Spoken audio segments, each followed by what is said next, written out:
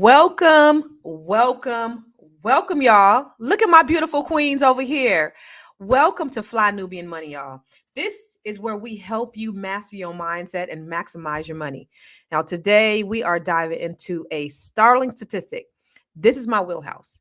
And I know we love to have fun on Fly Nubian Money and talk about all the things pop culture, but this I think is extremely important to us as Black women. It's important to us as a culture, as a community. We're talking about with 86% of Americans feeling financially stuck. They are unable to chase their dreams because of economic roadblocks. I need you guys to go get everybody you know and tell them to listen to today because we're going to talk about ways that you can build your money, grow your money, and find solutions for you. Okay. So, for many of these people, this is more than just numbers, y'all.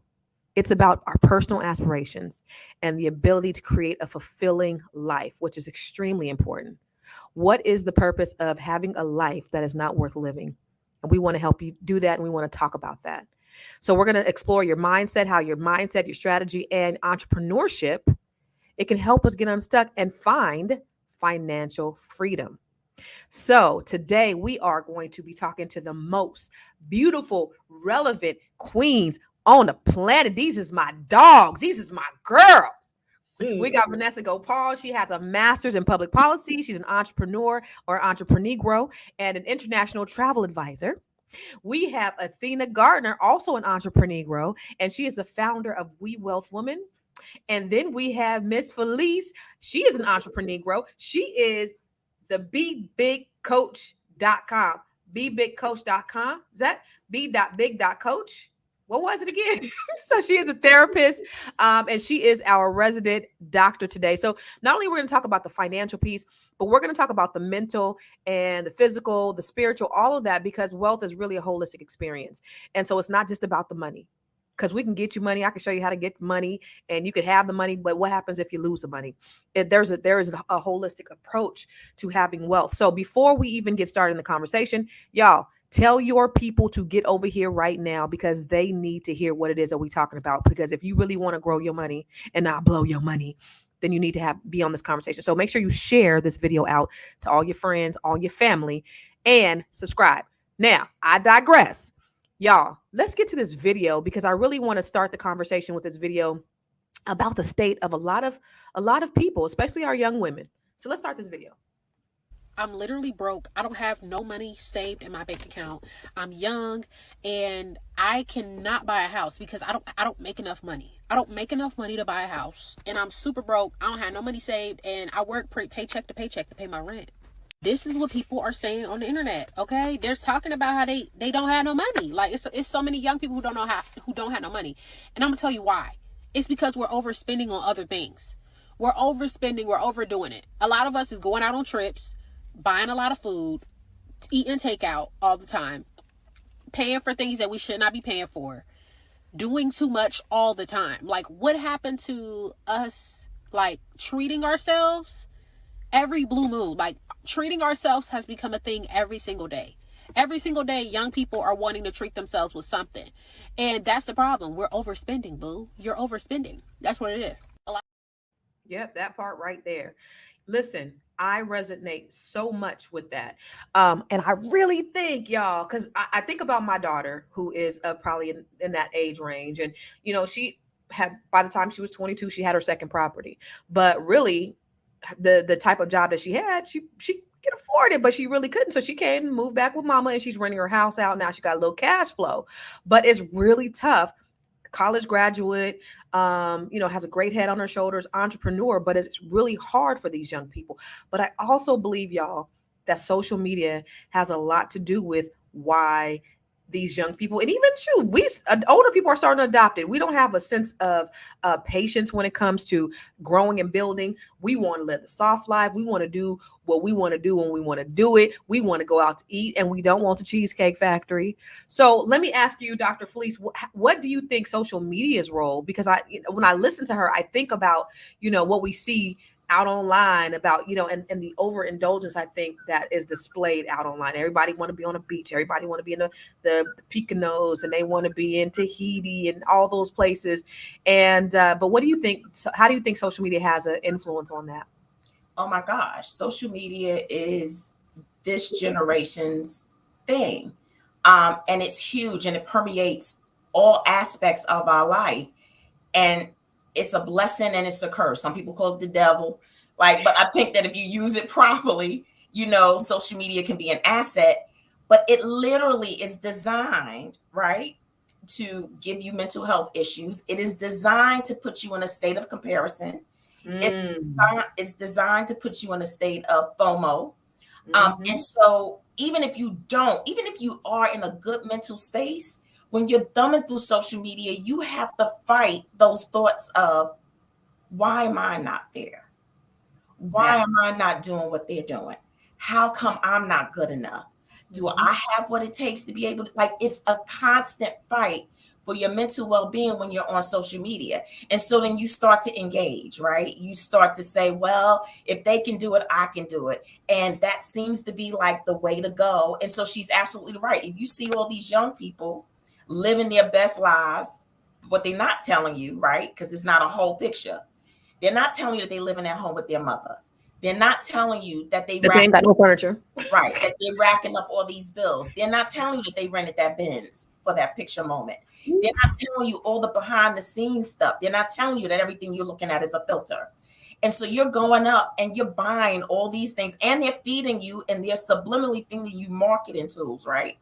That make you want to go out and buy and purchase and do these things, because then you can become them, then you can be happy, then you can be enough. And so social media is a beast. And let me just tell you, I was on a platform with a professor who works at North Carolina State, who knows one of the people who developed TikTok. He's Asian. They do not let their children on TikTok. Yeah, that's true. And Children are even not on in TikTok. Yeah. yeah, and even in China, they monitor what they will put out for their kids, but they put everything out for hours to be able to view. Vanessa, what are your thoughts on the I video or 100. on social media? You could comment on either. Yeah, I mean, I think it's a cultural thing, especially with social media. It's this want to live a certain life, to look a certain way. I mean, it's a saying, do it for the gram. So you have people just going out, renting private jets, renting Benzes, just for likes, literally for likes. So you're spending, which might be your savings for your business, your college, your rent, your down payment on a mortgage, because you're too busy being obsessed with likes. So I 100% agree. I also think that someone made a comment in the chat and about discipline. And I think that it's necessary for us to teach our children how to be disciplined. We live in a culture where we just consume. And as parents, sometimes we're guilty of it too. If Yeah, you never tell your child no, if you don't teach them the value of money, then they won't have any value of money. So I yeah, think it's very important, to understand that we're battling it as adults, but then what the children and the young people are all, they're battling that, and the irresponsibility of parents not teaching their children how to earn money, how to invest money. And I mean, a lot of us, like me, I'm new to investments in a lot of ways. I'm an entrepreneur, but the journey wasn't pretty. I mean, there was times where I was like delivering groceries to fund my company. And I think those are very honest conversations that we have to have, is that the journey of being in a place where you can save money is not pretty. I was yeah. at a point where like I decided, hey, I'm not going to have a car for 6 months. I'm not going to go out to eat to save up for a down payment on my home. So Hmm. I think that if you are listening to this podcast and you're young, or maybe you're an adult, understand that the journey to where you want to get is ugly, and Hmm. accept that. And that's okay. It's okay for you not to go out to dinner with your friends every night, because that $100, you do that 4 times a week, that's $400. Well, you could have put that in an IRA account. You could Right. have put that in a different, a different type of a high yielding savings account. So you multiply that by months and months and months, and it just adds up. So I think the discipline is necessary. I think we as parents have to be responsible in teaching our children the value of money, and showing them a different path and understanding what they're battling. And if they are going to go on social media, I've learned a lot from social media. Follow the right people. Have the right friends around you. That's right. Have the right group of women and friends around you, and it will build you even when you feel weak or you feel like you can't be disciplined enough. your team, the things that you have around you will kind of build you up. So those are my 100%. thoughts on that. No, that's the truth. And thank you for that. I mean, I think about when you talk about doing it for the gram, and I'm just thinking about how when we go to different places, you can't even enjoy the place because you too busy recording everything. I was at the Kirk Franklin concert the other day, and everybody's recording, right? Everybody's recording. But the girl next to me, she's just doing selfies. Like, y'all, can you please enjoy the concert? I'm looking, I'm like, can she see me in her camera? Because I'm looking dead at her and she got a filter on.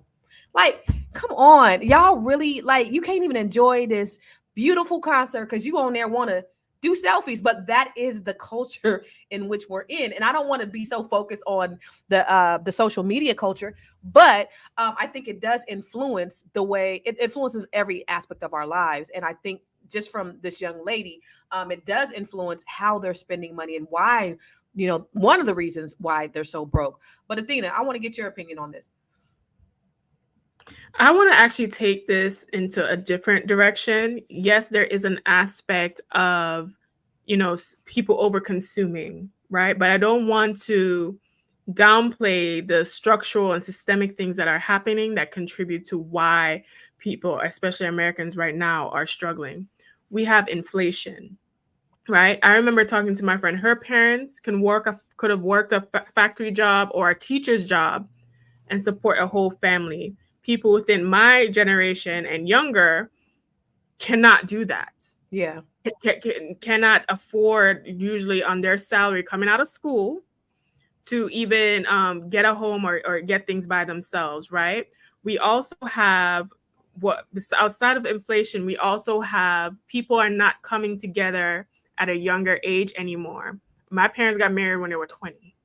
Okay, I'm 33 and I'm still waiting on Mr. Right to come through, right? Even if I met a man that made even half of what I made, that would completely change what my lifestyle is currently. So because we aren't getting together, the dating, my marriage and mating market is what it is right now, and a lot of people are single, we are not being able to benefit from the economics of marriage. As bad as what people like to talk about it, it does serve a great economic purpose. Thirdly, I think what is happening in America that I don't see a lot of people talking about are actually, I think America is going through what I call like a life cycle of countries, because America is one of the newly developed Western nations. Eventually, as more resources get used and things like that, you're forced to come together to survive because the cost of things go up. When we look at other countries, there's multi-generational living, there's all these different things to help pool resources together. And I think that's where America is headed right now. I'm so glad that you said that because I think that's the next place I really wanted to go, because social media is just one aspect of it. But I'm glad you talked about the systemic issues that we deal with. I don't know if you guys know, but 86% of Americans, they feel like they're stuck. 80% of college graduates don't work in the fields that they want they went to school for. So you think about people who are just existing, they're just living, they're just doing what they got to do to get by. People aren't feeling fulfilled these days, and that's very unfortunate. What is a life if it's unfulfilled? And most people are not fulfilled, they're just doing what they got to do to get by. So let me ask you, Vanessa, what do you think that with 86% of people feeling stuck and people not living in their purpose, not doing the things that they really want to do, why do you think that is? And what can we do to change that? I think a lot of it, and Dr. Felice, you can speak to this, is the mental component. I think that we are 90% capable of, if we have the information, if we have the tools. But if you're not mentally in a place to go to the next level, or even research or identify what is the next level. I have a saying like, if you can't imagine it, then there's no way that you could ever get there. It's just Mm, impossible. You have to be able to imagine it. Mentally, you have to be, set up for that. So I think that, it is tangible. Like we need money to survive, but creativity in how we make money, how we think about money, where we invest money, like those are mental obstacles that we have to get through and get over to believe that it's even possible. So especially for uh our Black generation, Athena, you mentioned culturally in other cultures, like my other side of my family is Indian. They marry. It's very strategic how they marry. A lot of my family has been in arranged marriages. They marry based on the family. A lot of it has to do with like the financial capability of another family, so that you're ensuring that there's this constant flow of money and success coming through.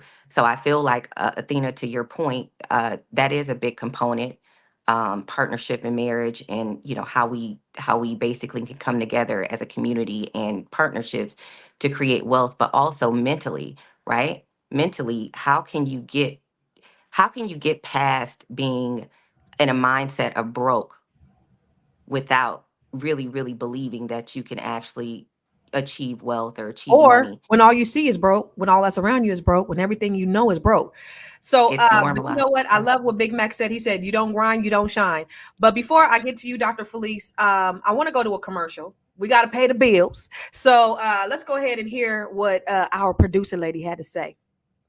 Hey, if you're just tuning in, you are watching Fly Nubian Money, where we help you master your mindset and maximize your money. I am Tierra Williams. I'm also known as Miss Black Hollywood, and I am the proud producer of this show. So I hope that every day when you join us, you leave a little smarter than you came, because that's the point. Otherwise, why are you watching? So if you want to receive notices for when we go live, Fly Nubian Money goes live every single day. That's Monday through Friday at 1 p.m. to 2 p.m. Eastern Standard Time. So if you don't know, now you know. All you have to do is text the word Queens. That's Queens. That's Queens to 87948. That's 87948. That's Queens to 87948. Yes? If you want 8 yes 87948 yes 8879. Hey y'all, 8794. Listen, if y'all don't text the word Queens to 87948, I'm gonna send Tierra over there personally to whoop y'all's asses. So make sure y'all text the word Queens to 8794. Y'all, do y'all hear me? Text the word Queens to 87948. I like what Big Mac said about just look at what the Asians do, and I want to talk about different the way we all approach the different races approach wealth and what that looks like. But before we do that, I do want to get Dr. Felice's opinion on why are we just existing, and why are we just kind of just living for the moment. We live in the greatest country on earth with the most opportunities, and when you have foreigners that come over to this country, a lot of times they'll come over and they see the possibilities when we don't see the possibilities. It's like when I moved to DC, y'all. I moved to DC and I seen all of these opportunities for Black people. And I'm going to this networking event and I'm going over here and they're like, we got $1 billion set aside for Black owned businesses. I'm like, yo, then I go to another meeting and they go, in this county, we got $8 billion, 40% set aside for Black owned businesses. And I'm like, yo, how do I get in? And then I tell the people who are from here and they're like, they do? Where? And I'm like, I go out my door and I see all these Black millionaires driving these, Rolls Royces and shit that have taken advantage of them. But most of them haven't. They don't know. And I think they sort of live in a bubble. And I think in America, we sort of live in a bubble where other ethnicities can come over, see opportunities that we don't. That's kind of how I felt over here. I felt like somebody coming in from another country. So for you, Dr. Felice, again, why are we so kind of content, or we're feeling stuck when we're just doing just enough, or 86% of us are not fulfilled? So I'm writing notes all over the place because this is some good dialogue, right? One is fulfillment is about purpose. You got to have a purpose, right? Yeah. And a lot of times we get off track with our purpose because we have parents and other people who come in and make it about money. And so if you're only focusing on the money aspect, you're probably delving into something that is not your purpose, which is not going to give you fulfillment. Then you got to go to mindset. You have got to change the way you view and look at wealth and money, abundance. When you said about broke, exposure, what are you exposing your children to? I was in the hood, but my mother would take me to museums. She would take me to camps that took me outside of my hood. What did that do? That created vision in my life. That created and gave me an opportunity to see something different and know what was available to me. What did that do? That flipped my mindset. It's all about how you choose to see things. If you choose to see things, right, as a certain way, you are creating your destiny with your mindset. And so that is some serious, and I do mindset work, by the way, but that is some deep rigor. And also, you don't speak what you don't want to happen in your life. You go around speaking and confessing broke, right. You manifest broke. Right.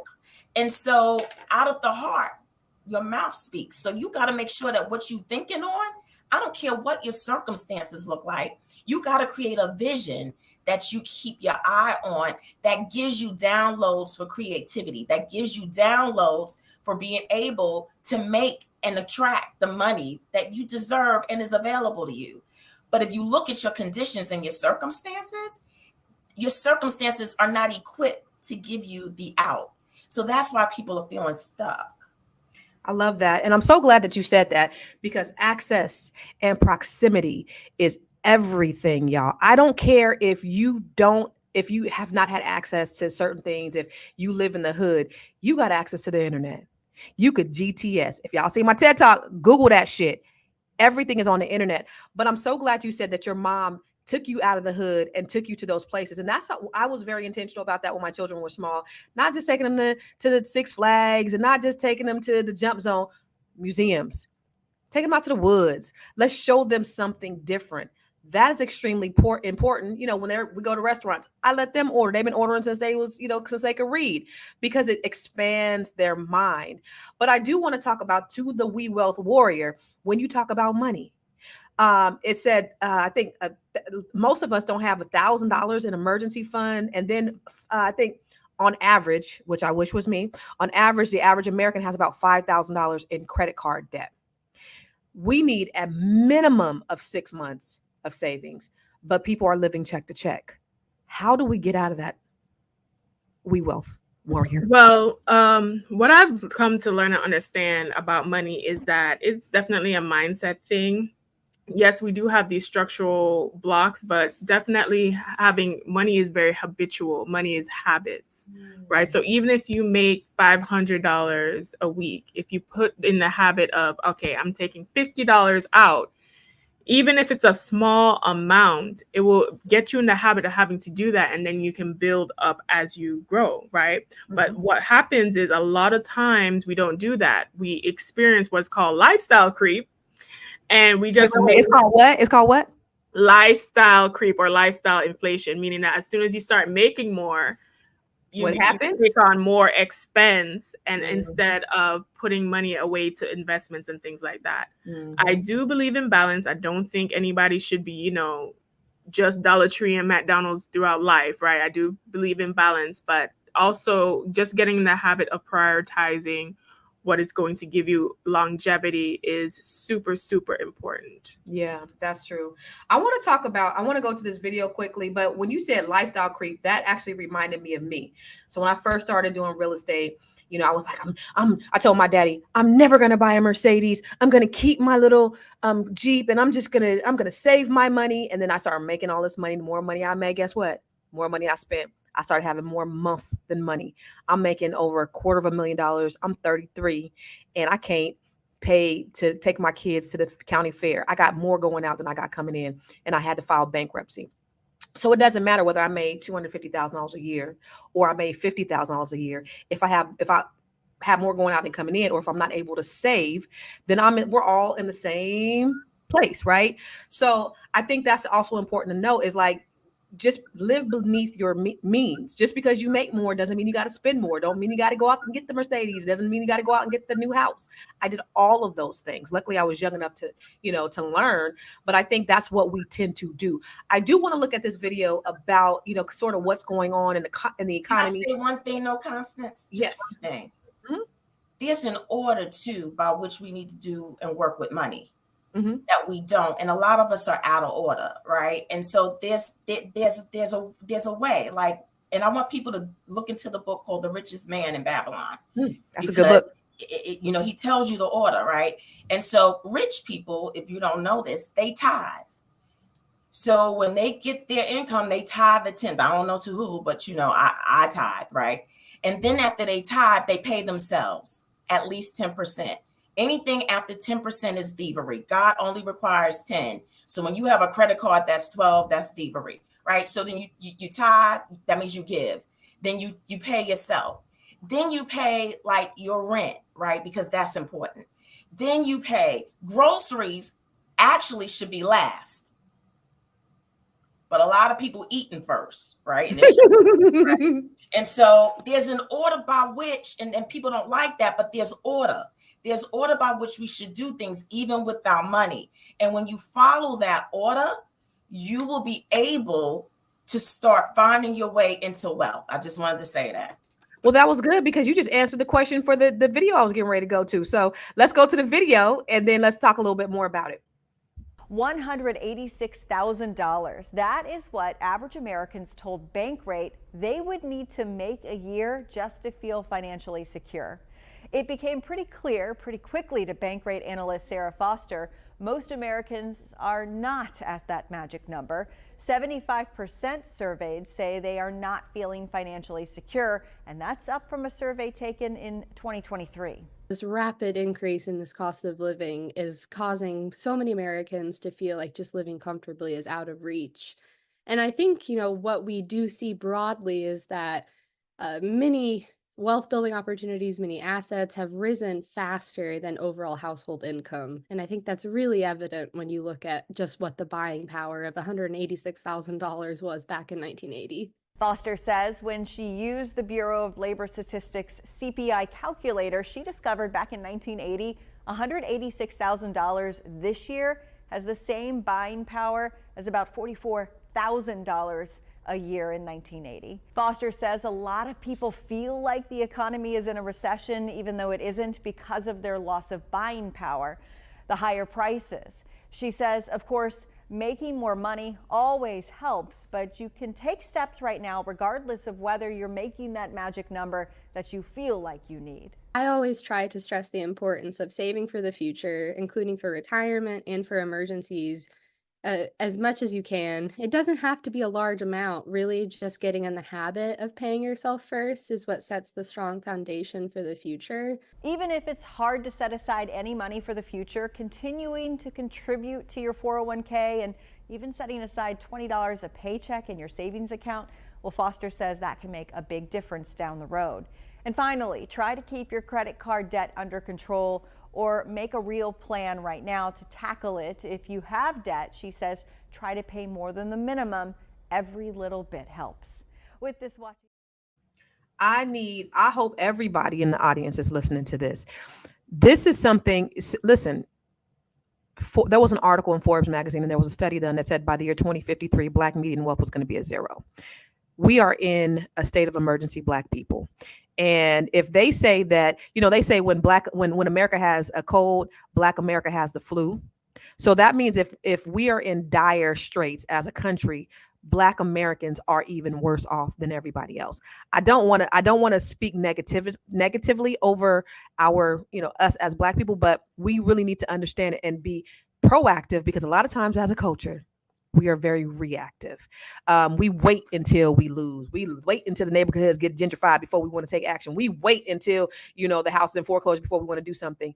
I really want us to understand what she said, and what Dr. Flee said was extremely true.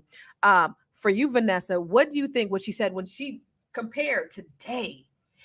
What we need to make today in order to live is comparable to $44,000 in 1980. That means we are in a state of emergency, even though we're not in a recession. And the only reason why we're not in a recession is because people are in credit card debt. Really, that's how they're able to survive. But what do you think about that? I mean, inflation is absolutely a real thing. But I don't want, I think we know the problem. The problem is things are going to continue to increase. The dollar is weaker. But I think I want to say before, when she talks about savings, even making small changes, if you have your money in a B of A or a Wells Fargo and some savings account that's not paying you interest, transfer it over to a high yield savings account online. Get you a 5% high yield savings account. If you're putting $50 away or whatever it is, stop paying bank fees, stop paying, take away these $5 charges. These are very small things that you can do to grow your money, even if you don't have a lot of money. We have had a hard time qualifying for homes in our Black community because of all the stipulations. I believe that that is the single most rich thing you can do is to buy real estate. It will gain equity. You will, it's like it's putting like you're paying yourself back basically. So look at programs like NACA. We talked about this on one of the previous shows. Look at the local urban league. Utilize the resources. If the money isn't there, then I want to lead this podcast with you looking at the urban league. They have a lot of programs for Black business. Constant, you Oh. mentioned that. Look at the federal government. They have a lot of things for Black businesses. They want to do business with you.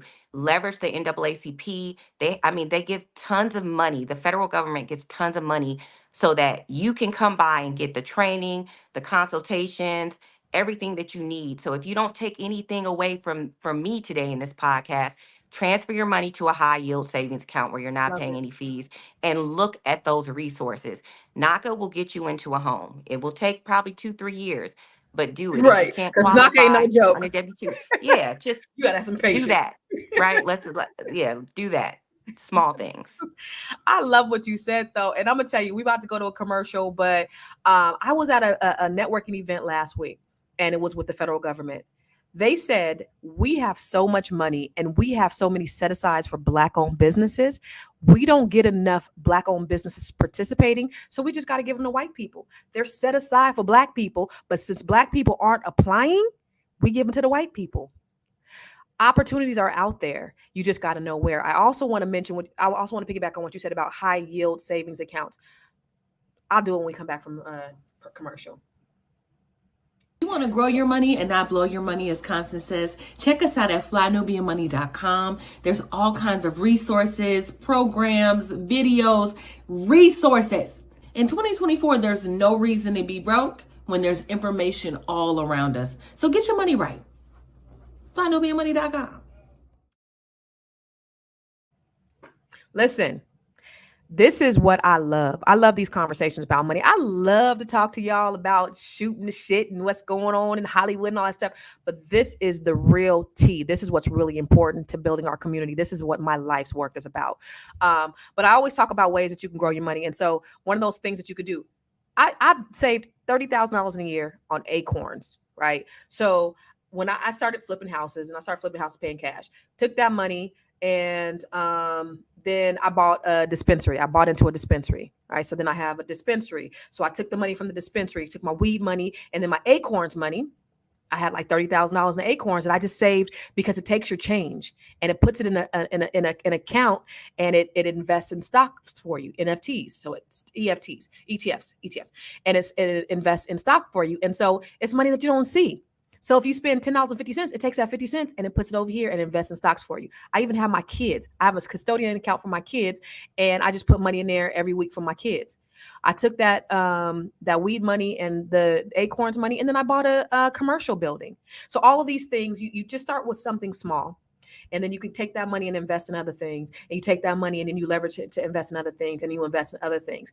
You can start small. Acorns was a way I started small. Can everybody save $30,000? Maybe not, because I spent a lot. So every time you spend, it takes money. And I 10x my acorns. But we spent a lot. So I had every last one of my accounts connected. And in 12 months, I put away $30,000.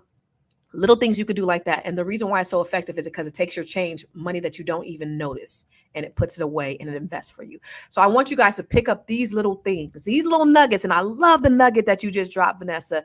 Do these little things, because these are the things that are going to help you. This is what's going to close the wealth gap. It doesn't have to be anything grand. You don't got to get a government contract right away.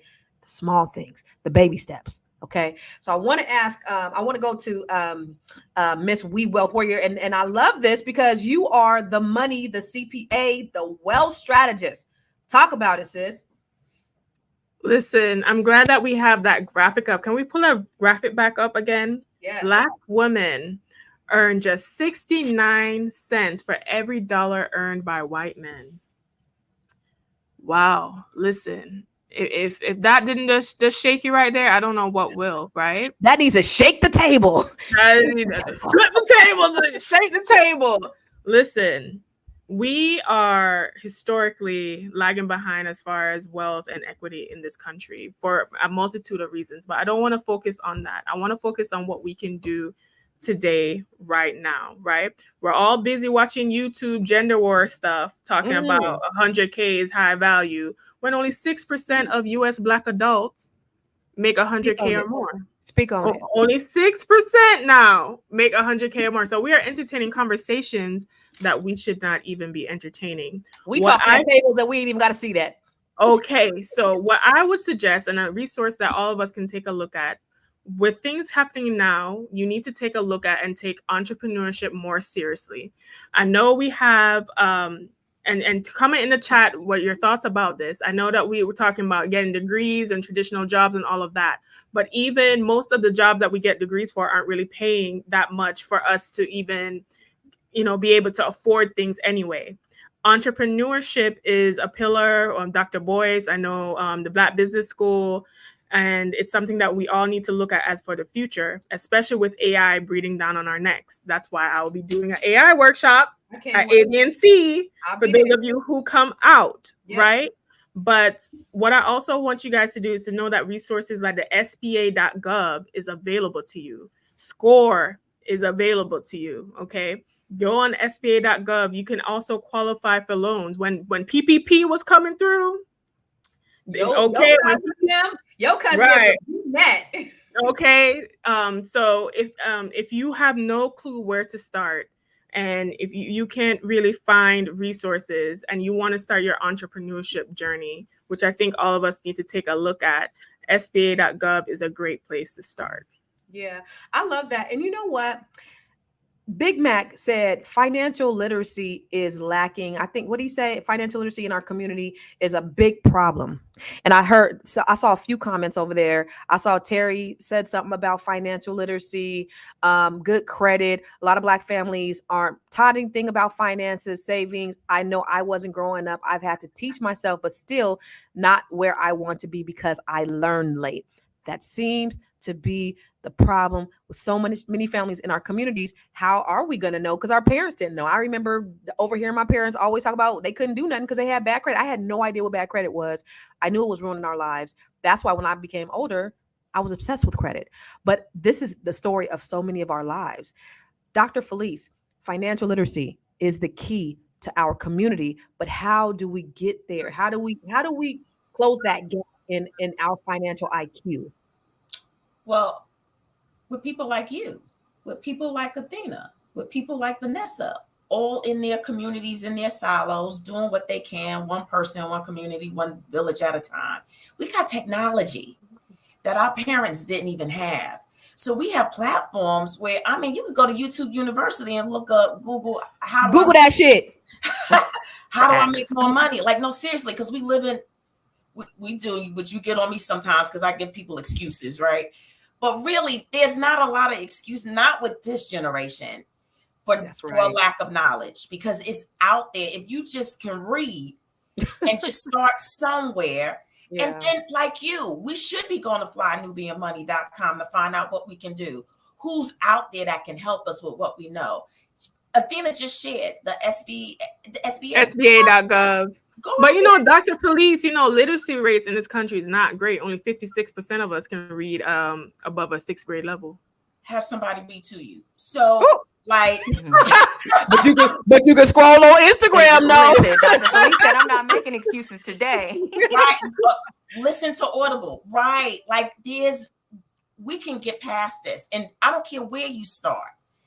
Wherever you start, you take it and you run with it. And the universe is going to align with your action. As soon as it knows that you are serious and that you're doing something about it, it's going to shorten that time frame that you think that you're experiencing.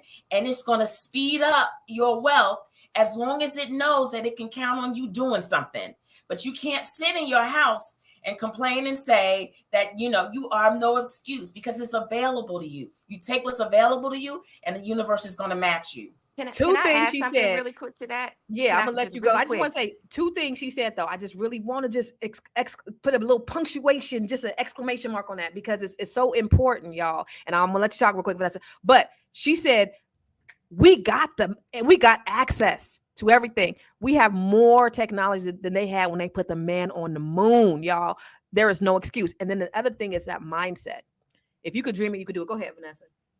So going back to also what Dr. Felice and Athena, you said, I want to add some more resources. If you don't have financial literacy, there are organizations all over your city and county, no matter where you are, where federal governments pay them to consult you in how to run your business, how to create a business plan. Score. Look at your chamber of commerce. Remember Score? Look, Most. look at your chamber of commerce. Look at there's a program called PTAC. If you Google it, and then they have smaller organizations that they give money to that help you get certifications, and then they go through and they will walk you through how to use the website on the government, and then they have another area where they consult you on how to bid the RFPs. So there's so many resources that you Y'all, can utilize. come on. There's no excuse, as you were saying, Doctor, there's no excuse. If you want it, Google that shit, as Constant just said. If y'all don't bring these god dang resources today, we are and I want you guys, hopefully y'all taking notes. And if you're not taking notes, put it in the chat. Vanessa, which ones? Tell us which ones and put them in the chat. Put all you guys' resources. I know Athena said SBA. Y'all put y'all resources in the chat because I don't want them to just walk away. We ain't trying to entertain y'all today. We trying to give y'all some real game, real nuggets that you can walk away with that can change your life. We gonna close this wealth gap. It's my passion. It's what I do. Oh my God, I love it. But you gotta take one step. Hey, don't the Bible said if you take one step, the Lord will take. No, that ain't the Bible. But anyway, all you gotta do is take that first step. And we're going to get there. But that's the reason why we're here, to share these resources with you. So please, you guys, go on here and put the resources that you have, because I want these people to walk away with it. There's too much out there. There's too much money. All right. So we're going to go on another little commercial break, and we're going to get right back to you. Fly Nubian Money is now on Spotify. Yes. We are on Spotify. So if you can't watch us, you can listen to us. All you have to do is search Fly Nubian Money and we will appear. All of our episodes. Make sure that you leave a 5-star rating and reviews so other people that come along and are looking for a good show to watch, they'll follow us too. If you are interested in being on Fly Nubian Money, sorry, I don't have any spaces.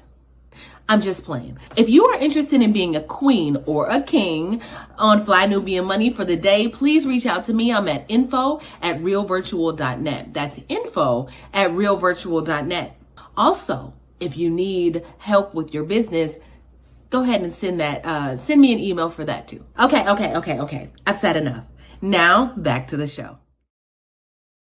She said, if you want to get on here, call. Then she said, psych your mind, make your booty shine. You ain't coming on here because we ain't got no, we do. Actually, if you please, make sure you email info@realvirtual.net. If you are interested in joining us, we would love to have you on here. I want to get a little personal though, y'all. And I want people to understand, I wasn't born with a silver spoon in my mouth.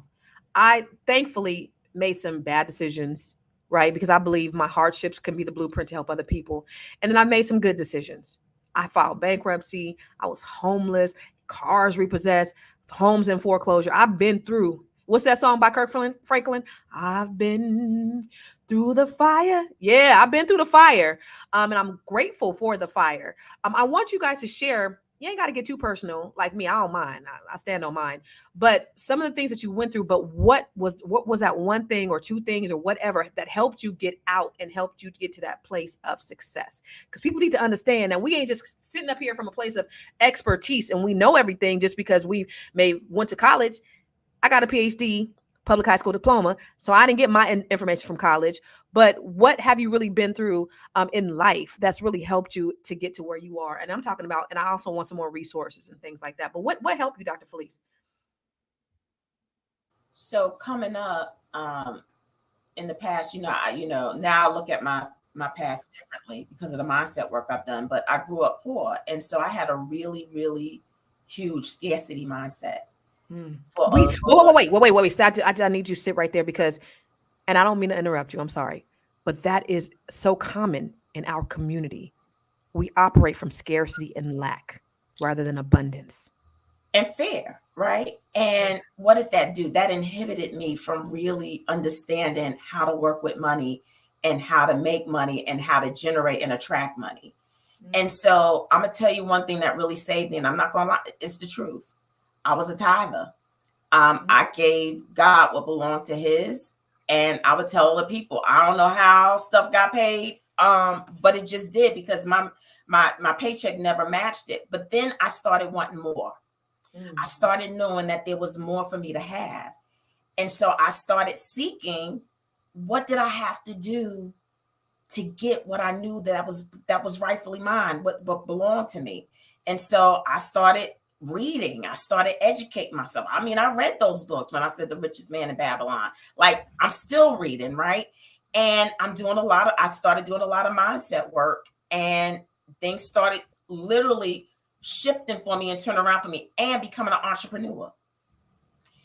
When I was working for whoever, when I was working, people say working for the man, but when I was working for other people, I was always like, it has a knee on my neck. And with the microaggressions and angry black woman, all that stuff. I as soon as I became an entrepreneur, my life literally shifted. So what Vanessa is saying is huge. We have to really start thinking about, or was it you, Athena? You forgive me if it was you. Athena. Athena, when you start looking at considering entrepreneurship. But let me just tell you too, now I just didn't run out there, because I had people telling me, just go and jump into it. No, I had my real 9-to-5. That was your investor. That was my investor, invested in my entrepreneurship. And I didn't leave a day sooner until I figured out how to get a rhythm about how I do that entrepreneurship. And that was my road. Yeah, I love that. And thank you for that, because that lack and scarcity mindset is what gets us stuck.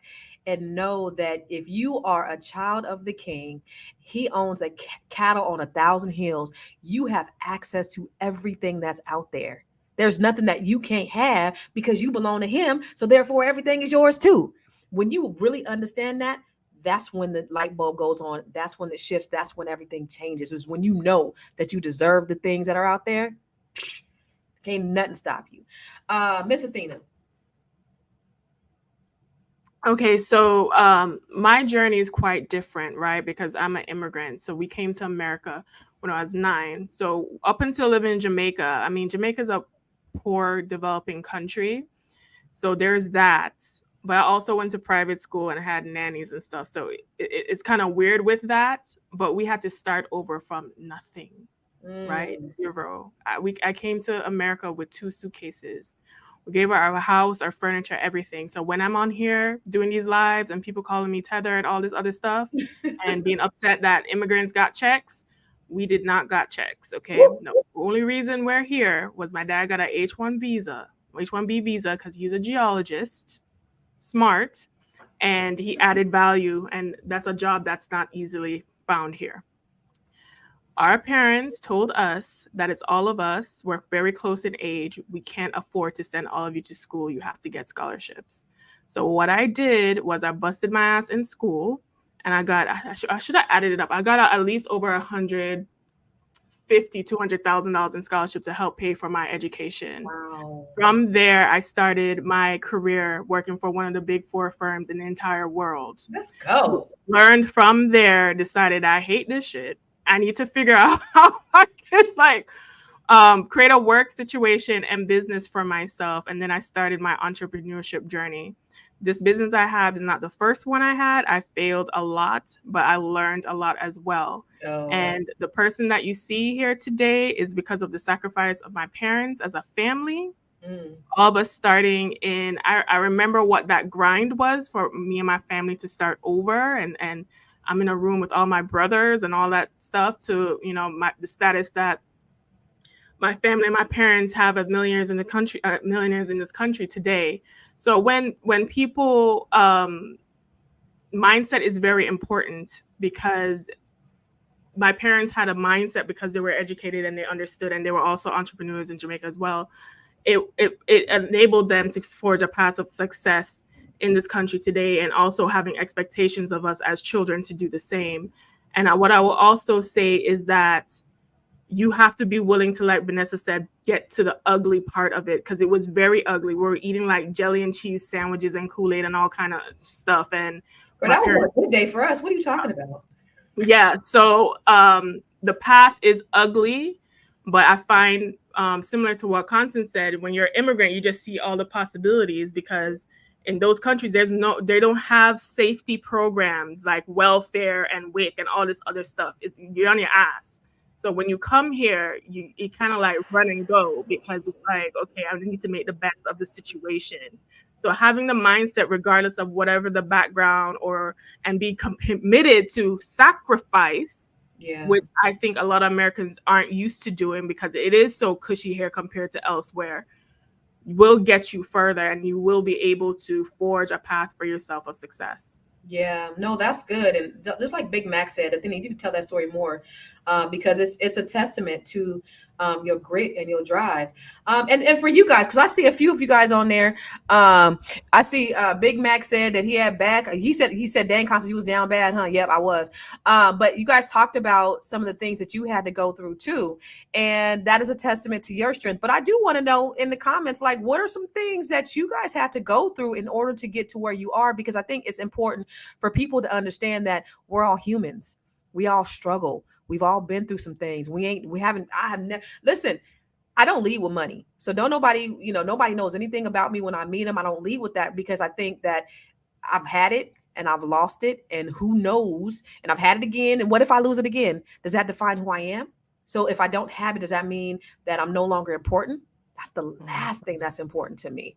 But I think people do need to see that, look, we're human. Like, I've been through some things, and you sharing your stories, just everybody in the comment and everybody here, it's really inspirational for other people to know, look, if they've been there, if they could do it, I could do it too. Because I tell y'all, I am not the sharpest tool in the shed. I'm not. Like, I am not the ideation person. I don't have these big ideas, but I execute the shit out of some shit. That's what I do very well. But for you, Vanessa, what are some things? What has your journey been like, and how were you able to get to where you are? My journey, there's been a lot of bumps in the road. The path that I just saw the most easiest was just going to college. So I worked really hard, got a lot of scholarships. I moved out here to California at 18 by myself. I worked 2 jobs. I And put I'm myself sorry, through you were in Minneapolis? Minneapolis. Yeah. I put myself through undergrad and grad school, working 2 jobs. And then I graduated during a recession. And so that was interesting. I bumped my head a lot, just working for minimum wage, trying to figure out. And then my dad got sick. And so I made a decision to take care of my dad. I moved my dad out to California, was in complete disarray because I didn't know I couldn't work a full-time job and take care of him, but yet I couldn't afford full-time care for him. So it kind of put my back against the wall to where I became an entrepreneur. I graduated in planning, which is like economic development, construction.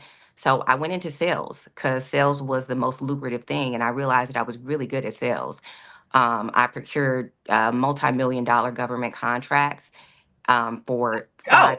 5 to 7 years, and I realized like I'm pretty good at this. I could run my own business, and so launched one company that went okay. It still paid some bills, and then I found my way. I launched my own construction company after working for an engineering firm, and I decided like I'm gonna do this. And so I think for me it was just a multitude of kind of bumping my head, my back being up against the wall, but being able forcefully to support my dad and still have the means to buy a house, still have the means to do the things that I wanted to do, travel. So, I feel like I responded when my back was against the wall, and I'm grateful for that because, pressure builds diamonds. So I'm grateful for the Yes. pressure that I received, and I'm grateful for the sales opportunity. I realized I was really good in sales. So, uh, generally, if you're good in sales and you're good at researching how to run a business, sales is the number one thing in business. If you can close the sales and get the work done, that's business. So That's where the money's at. yeah, so that's been my journey. I'm still on my journey. I feel like I learn something new every day. My goal is to start bidding federal contracts in the next year. So Oh, I'm really you finna get excited. that. You finna get that money, girl. Yeah, so I'm excited about that. And I found a good coach. So I believe that we have coaches for basketball, we have coaches Woo. for track. So I don't know why people don't think that they don't need coaches for business. So I've just recently found a great coach who's actually done $40 million in federal contracts. So that will be my mentor in carrying me into this journey. So, if you're kind of confused or you don't know where to start, find you a business coach, look at programs like this, and put yourself around people that have the same mindset, entrepreneurial mindset that can lift you up because you'll need that. I can shout right now. I could go run around my house and shout right now to that because you are speaking the pure, unadulterated, godly truth. I spent hundreds of thousands of dollars on coaches. Like the reason why I make millions of dollars, I've made millions of dollars because I want to say that because then somebody gonna try to come after me for spousal support. The reason why I made the money I made was because I've invested in myself and I've invested in coaches. But I do want to say this, and I got so many questions for y'all. This is so juicy. But I want to say this, entrepreneurs, because we're talking to your entrepreneurs. Are you looking to get your brand notice? If you advertise with us here on Fly Nubian Money, we go live 5 days a week on pages with distributions to millions of subscribers. I know y'all on some of the pages that got 100,000, million subscribers. Yeah, this is going out on tons of pages. I don't know if you guys know, but we're out on like 10 platforms right now, just right now. And then it gets played over and over again. So if you want to get that visibility, our audience is engaged. They're intelligent and they are ready to connect with businesses like yours. This, y'all, entrepreneurs, is your chance to connect with businesses. This is your chance to reach people who want to know about your business. So don't miss out. Please, if you want to get your business more visibility, email info, put it up there at realvirtual.net and put Fly Nubian Money, put the Fly Nubian Money ad in the subject line for our rates. Let's grow your business together. Now, y'all, okay. I do got to ask you this question because I thought about when you talk about that grit and that grind, and all the things you had to be through, right? Because I love these stories of the hardships and the stories and the peaks and the valleys. And there had to be some time where you felt like you failed or you've been embarrassed or you felt like you had to go all in. You had to take risks. You had to have sleepless nights. And I want you to give us an example, like just some shit that you had to do. Like I remember when I first started in real estate, y'all, I was hungry. I had a Ford Windstar minivan. Sometimes the door used to fly open, right? It used to stop and it was like the carpets was all nasty, right? I did not look like a realtor. I was brand new, didn't dress that great. And I remember putting these brand new clients in my car. And so I had the wife in the front, the husband in the back. And I was like, oh shit, hope nothing happens. So I'm driving and I turn the wheel and I look in the rear view mirror and the door flies open and the husband's back there like holding on for dear life, trying to stay. He was about to fall out the damn car. And I was so embarrassed. I tried to play it off. I was mortified. But I overcompensated that with my service. Like they knew I was young and I think I was 26 or 27. But I just was so hungry that I didn't let that stop me because I had a baby. I just was scared. I just wanted to pay for daycare and diapers, y'all. But I've had a lot of these moments where I've been embarrassed. I had to go all in. I failed, y'all. A L is not a loss. It's a lesson. Tell us about one time in entrepreneurship, and then we're going to let y'all go. But just give us one time where you feel like you failed or you were embarrassed or you had to take a risk or you had to go all in. Just give us a quick story about that.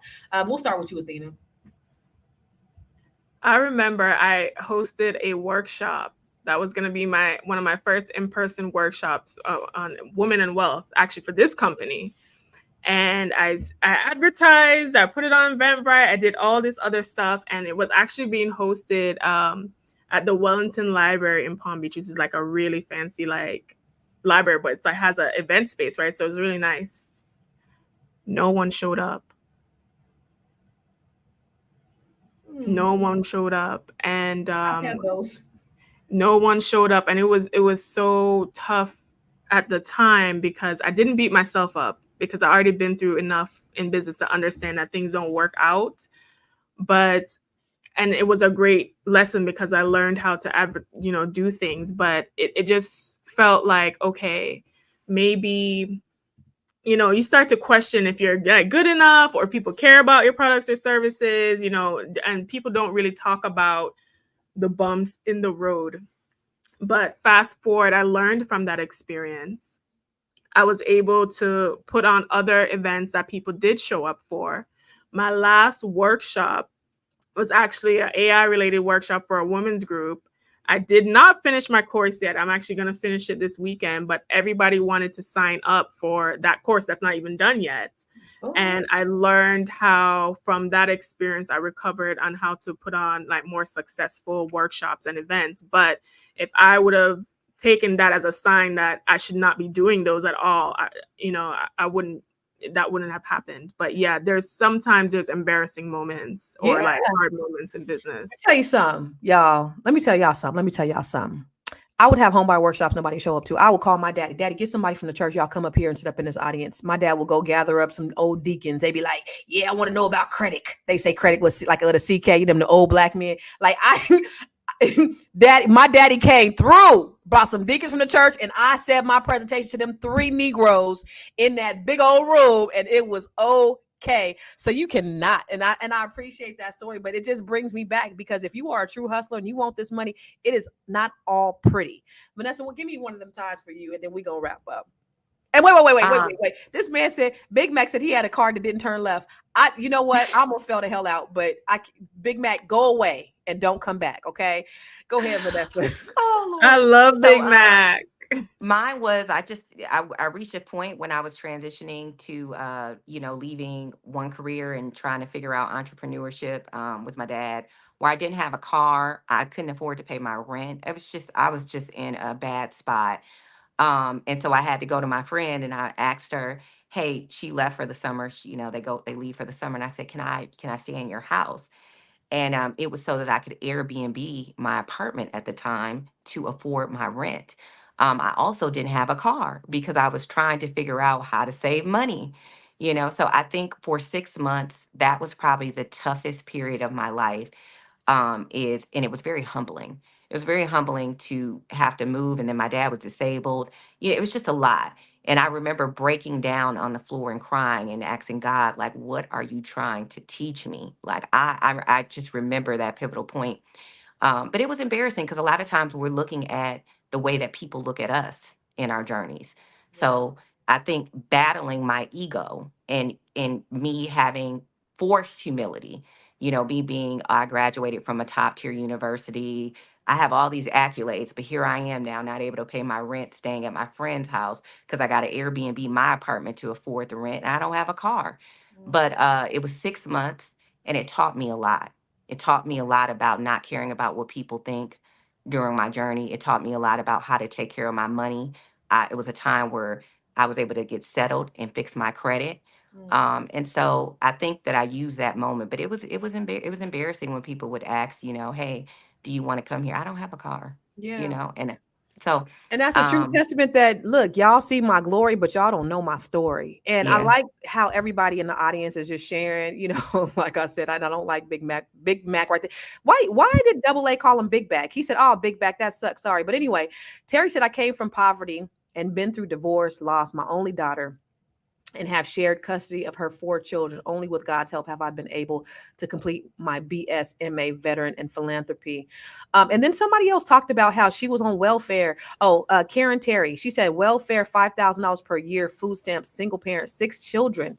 Now I'm a nurse and my income is over $100,000, but I'm still financially illiterate. And and I appreciate you saying that, because that's the issue with so many of us, is that we still, even though we're making the money, there's still some financial illiteracy that's going on in our communities. Our 2 queens had to drop off, and we're going to go ahead and wrap up. But I think this is such a poignant. Oh, here she go. You back? Thank you. I'm glad you back. Well, technical difficulties. Okay, good. I thought you just left us. No, but this was such a poignant conversation. And I mean, I love to see Black people win. Y'all don't even know. I'm a thug, but when I see Black success, like, a little tattoo tear just comes down here like that, I be feeling real good on the inside. I love to see us. I love to see us in great places and great spaces. And I love to see us win. And anything that I can share to give you guys information on any little thing that I've did that could help you along the way, that's what it's about. For me, that's life. I could die today, literally. I could die today and be happy with my life because I feel like I've added value in some way to somebody else, especially people who look like me. Anyway, I'd like to get your final thoughts. Athena, I'll go with you and then I'll end with Vanessa. Well, this conversation has been very enlightening for all of us as we share our stories, but let our stories be a testament that no matter where you are in life, you can overcome and you can be successful, right? No matter what financial status. People have started over, lost it, made it back. You can do the same. If you are someone who's interested in entrepreneurship, I'm actually coming out with a new course that will be available this weekend. You can sign up for my waitlist at waitlist.wewealthwomen.com. It's called AI Business Launch and how to use AI to launch your business.